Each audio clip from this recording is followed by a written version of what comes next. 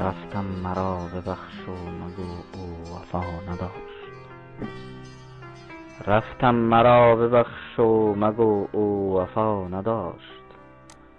راهی بجز گریز برایم نمانده بود. این عشق آتشین پر از درد و بی امید در وادی گناه و جنونم کشانده بود. رفتم که داغ بوسه پر حسرت تو را با اشک‌های دیده ز لب شست و شو دهم. رفتم که ناتمام بمانم در این سرود. رفتم که با نگفته به خود آبرو دهم. رفتم مگو که چرا رفت ننگ بود.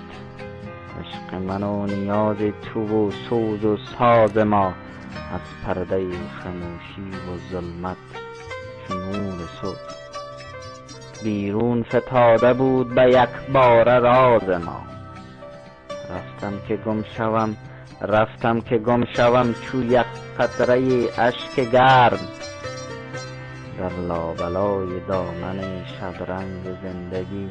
رفتم که در سیاهی یک گوری بی نشان فارغ شوم ز کشمکش و جنگ زندگی. من از دو چشم روشن و گریان گریختم. از خنده های وحشی طوفان گریختم.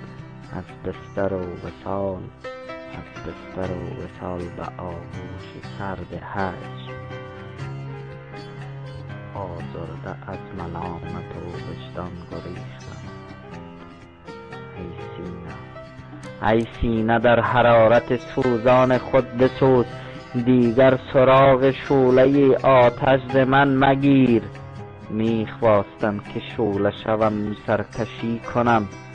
مرغی شدم به کنج قفس بسته و اسیر. روحی مشوشم که شبی بی خبر ز خویش در دامن سکوت به تلخی گریختم.